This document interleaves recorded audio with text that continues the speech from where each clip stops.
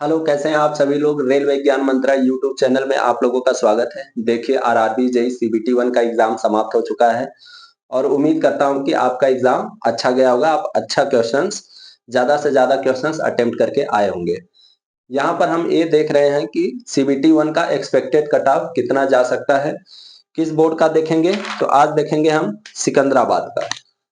RRB Secunderabad zone का expected cut off कितना जा सकता है सीबीटी 1 के लिए, वो हम देखेंगे। देखिए, कट ऑफ देखने से पहले एक बार हम ये समझ लेते हैं कि प्रीवियस जो एग्जाम हुआ था वो 2019 में हुआ था। लगभग 5 साल बाद 2024 में एग्जाम हो रहा है। उससे पहले प्रीवियस एग्जाम 2015 में हुआ था। तो 4-4 साल के गैप पे लगभग एग्जाम हो रहे हैं। 5 साल, 4 साल, 5 साल के गैप पे कट ऑफ समझने से पहले हम ये देख लेते हैं कि कितना कंपटीशन है, कितने बच्चे, कितना वैकेंसी है, कितने बच्चे फॉर्म भरे हैं और कितने लोग एग्जाम दिए हैं। एक बार हमें कंपटीशन लेवल पता चल जाएगा तो कट ऑफ का अंदाजा लगाना थोड़ा सा इजी होगा। देखिए, बात कर रहे हैं 2019 और 2024 का। यहाँ 2019 का जो डेटा लिखा गया है 90% करेक्ट है, 95% तक करेक्ट है। बाकी जो 2024 में है वो एक क्या है, एक्सपेक्टेड डेटा है। ठीक है, जो फॉर्म भरे गए हैं रजिस्ट्रेशन नंबर से, वहां से ये सब लिया गया है। चलिए बात कर लेते हैं और कट ऑफ को समझने का कोशिश करते हैं कि कितना जा सकता है। देखिए, 2019 में जो वैकेंसी था 789 पोस्ट था जेई के लिए। जो फॉर्म फिलअप किए गए थे लगभग 3 लाख फॉर्म फिलअप गए, 3 लाख फॉर्म फिलअप किए गए थे। अगर अटेंडेंस की बात करें तो पीआईबी की साइट पर 62.5% अटेंडेंस है। और फॉर्म कितने भरे गए थे 2019 में, अगर टोटल बात करेंगे तो लगभग 25 लाख, 24,75,000 के लगभग फॉर्म भरे गए थे जेई के लिए 2019 में। और अगर बात करेंगे 2024 में तो अभी तक जितना डेटा मिल पाया है उसके हिसाब से लगभग आधे फॉर्म भरे गए हैं। कम से कम 11 से 12 लाख तक फॉर्म ही भरे गए हैं जेई के लिए, और पोस्ट भी तो कम है। तो देखिए, 3 लाख फॉर्म भरा गया था, 62.5% आपका अटेंडेंस था। सीबीटी 1 लगभग कितने लोग दिए थे तो 1,87,500 लोग एग्जाम दिए थे। 1,87,500 लोग एग्जाम दिए थे। कहाँ? सिकंदराबाद। कौन सा एग्जाम? सीबीटी 1 का। सीबीटी 2 में कितने लोग जाने वाले थे तो ये तो आपको पता है कि इसका 15 टाइम्स जितना वैकेंसी होता है उसका 15 टाइम्स लोग सीबीटी 2 में क्वालिफाई करते हैं। तो अगर यहाँ आप कंपटीशन लेवल देखेंगे तो 15 कैंडिडेट आउट ऑफ 15 कैंडिडेट, एक कैंडिडेट जो है आपका सीबीटी 2 के लिए सिलेक्ट हो रहा था। तो यहाँ पर देख लीजिए फाइट कितना था, 15 में से एक था। वही बात करें 2024 का तो वैकेंसी है जेई का कितना, 590। ये तो आप लोग को पता है। लगभग जो फॉर्म फिलअप किए गए हैं मेरे भाई वो लगभग 1 लाख के लगभग आसपास फॉर्म फिलअप किए गए हैं। कहाँ से? सिकंदराबाद से। 2-4 हजार कम भी हो सकता है, 2-4 हजार ज्यादा भी हो सकता है। 70% अटेंडेंस है। आप बोलेंगे ये किधर से लिख दिए तो देखिए, अभी एएलपी का एग्जाम हुआ है, आरपीएफ का एग्जाम हुआ है, और आपका भी जो एग्जाम हुआ है उसमें देखे होंगे तो एएलपी और आरपीएफ में जो अटेंडेंस है वो लगभग 60 से 70% है।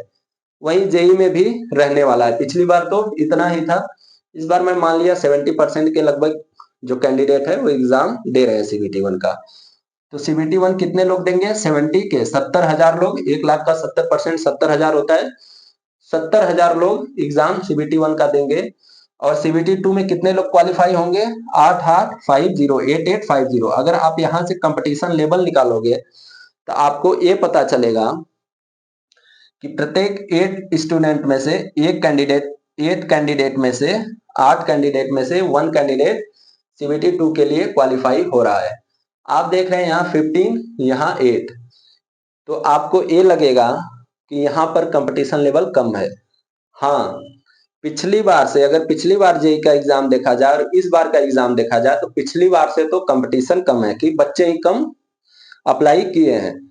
लेकिन इसका मतलब ये नहीं है कि आप लोगों का कट ऑफ कम जाएगा। ये बात था 5 साल पुराना, अभी ये है नया नया, अभी अभी का। लोग अच्छा खासा तैयारी करके बैठे हैं और आप लोग देखे भी हैं कि पेपर बहुत ज्यादा टफ नहीं आ रहा है, थोड़ा सा लेंदी आ रहा है, लेकिन पेपर इजी है। अच्छा खासा सबका अटेम्प्ट है, 80+ अटेम्प्ट है मैक्सिमम लोगों का। मैक्सिमम लोगों का 1 लाख में से 80+ 590 तो कर ही देंगे। तो चलिए देखते हैं कि कितना कट ऑफ जा सकता है। उससे पहले एक बार मैं वैकेंसी आप लोग को फिर से रिवीजन करा देता हूँ। जनरल की वैकेंसी है 248, ओबीसी का है 130, एससी का है 104, एसटी की वैकेंसी 45 सीट है, ईडब्ल्यूएस के लिए 63। अब देखिए मैं बात कर लेता हूँ कट ऑफ का। तो यहाँ पर जो भी कट ऑफ लिखा गया है ये कितने में से है, आउट ऑफ 100 है और आफ्टर नॉर्मलाइजेशन है। ठीक है, आउट ऑफ 100 और आफ्टर नॉर्मलाइजेशन ये कट ऑफ है। 2015 की बात करें तो जनरल के लिए 66, 66, ओबीसी के लिए 59, एससी के लिए 53, एसटी के लिए 41, ईडब्ल्यूएस का कोई रोल नहीं था। बात कर लेते हैं 2019 में कितना कट ऑफ गया था। तो आप लोग को पता है कि 2019 में सीबीटी 1 का कट ऑफ कैसे गया था। जैसा कि अभी आपको भी पोस्ट प्रेफरेंसेस भरे होंगे, सिविल के हो, मैकेनिकल के हो, इलेक्ट्रिकल इलेक्ट्रॉनिक्स के हो, कंप्यूटर साइंस के हो या और किसी भी ब्रांच के हो, उनको क्या है बहुत सारा पोस्ट प्रेफरेंसेस मिला है। बहुत सारे पोस्ट के लिए वो एलिजिबल हैं एज पर अपने एजुकेशनल क्वालिफिकेशन के हिसाब से, वो बहुत सारे पोस्ट के लिए एलिजिबल है। तो जो कट ऑफ भी जाता है ना, वो हर पोस्ट के लिए अलग अलग कट ऑफ जाता है। तो यहाँ पर हम हर पोस्ट के लिए नहीं देख सकते हैं। क्या करेंगे कि 2019 में जो मिनिमम कट ऑफ गया था और जो मैक्सिमम कट ऑफ गया था, मिनिमम और मैक्सिमम कट ऑफ लिख लेंगे। जैसे मैं क्या बात कर रहा हूँ, जनरल की बात करूंगा 2019 में, तो जो मिनिमम कट ऑफ गया था वो 51 गया था और मैक्सिमम कट ऑफ कितना गया था, 75, 51 और 75। यानी किसी पोस्ट के लिए 51 था, किसी पोस्ट के लिए 75 था, बाकी सब इसके बीच में थे। वैसे ही ओबीसी का बात करेंगे तो 50 टू 72 गया था, 50 से 72 के बीच में था। एससी का बात करेंगे तो 41 से 63 के बीच में गया था। एसटी का बात करेंगे तो 40 टू 64 के बीच में था। ईडब्ल्यूएस तो नहीं था। देखिए यहां से आप लोग देख रहे होंगे कि कट ऑफ अच्छा खासा गया है, लेकिन ये कट ऑफ क्या है, आफ्टर नॉर्मलाइजेशन है, आफ्टर नॉर्मलाइजेशन है और क्या है, आउट ऑफ 100 है। मेरा अगर पूछेंगे जेई का स्कोर कितना था, तो मेरा लगभग 88 आया था 2019 में और नॉर्मलाइज होकर लगभग 94 पॉइंट कुछ था। तो हर पोस्ट के लिए क्वालिफाई हो गया था। ऐसे ही इधर भी है, देख लीजिए आप लोग। तो नॉर्मलाइजेशन में भी 5 से 10 नंबर कभी कभी बढ़ जाते हैं, कभी कभी एक आध नंबर भी नहीं बढ़ते हैं। तो 2024 में कितना कट ऑफ जा सकता है, अगर उसकी बात करें हम लोग, तो देखिए एक्सपेक्टेड कट ऑफ की बात कर रहे हैं सिकंदराबाद जोन का। तो जो जनरल से एक्सपेक्टेड कट ऑफ है वो 70 प्लस हो सकता है। ओबीसी की बात करें तो 68 प्लस जा सकता है। एससी का बात करें तो देखिए 62 प्लस। एसटी का बात करें तो 60 और यही बात करेंगे ईडब्ल्यूएस का तो 65 प्लस। अबे मैं प्लस प्लस क्यों लिख रखा हूं, क्योंकि +-3 का वेरिएशन आप लोग लेके चलिए। देखिए ये नॉर्मलाइज्ड कट ऑफ है, नॉर्मलाइज्ड कट ऑफ है, नॉर्मलाइजेशन के बाद इतना कट ऑफ जा सकता है।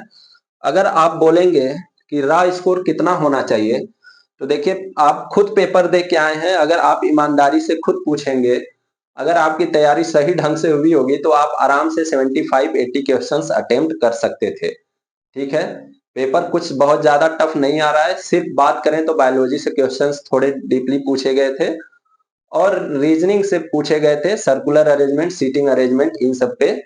तो अगर वो आपका प्रैक्टिस होगा तो वो भी क्वेश्चंस हो जाएंगे। बाकी सीरीज के कुछ क्वेश्चंस आ रहे थे लेंदी टाइप के। पेपर ओवरऑल मॉडरेट था, न तो इजी था न टफ था, पेपर मॉडरेट था। अगर आपका अच्छे ढंग से तैयारी रहा होगा, प्रैक्टिस रहा होगा, तो आप 75 टू 80 अटेम्प्ट करके आए हैं। मेरे साथ के जो नहीं सेलेक्ट हुए हैं या अभी काम कर रहे हैं एएलपी में, वो खुद एग्जाम दे के आए हैं, 80 प्लस अटेम्प्ट करके आए हैं। अब वो तो देखा जाएगा कितना एक्यूरेसी है। तो देखिए आपका एक्सपेक्टेड कट ऑफ इतना जा सकता है आफ्टर नॉर्मलाइजेशन। अगर रॉ स्कोर की बात करें कि रॉ स्कोर कितना है, तो देखिए अगर आप जनरल और ओबीसी से बिलोंग कर रहे हैं तो आपका रॉ स्कोर 65 प्लस तो सही होना ही चाहिए। और अगर वहीं एससी और एसटी से बिलोंग कर रहे हैं तो देखिए एससी के लिए 60 प्लस होना चाहिए और एसटी के लिए 55 प्लस करेक्ट होना चाहिए। और ईडब्ल्यूएस वाले भी आपको अपने आप को इसी कैटेगरी में रखे। रॉ स्कोर अगर 65 प्लस है, एससी के लिए 60, एसटी के लिए 55 प्लस है, तो वो अपने आप को सेफ मान सकते हैं। हालांकि कट ऑफ जो है इससे ज्यादा ही जाएगा। उम्मीद करता हूं आपको समझ में आ गया होगा। आप इसको शेयर कर सकते हैं। अगर आपको कुछ भी डाउट हो तो कमेंट में पूछिए, टाइम मिलने पर जरूर रिप्लाई करेंगे।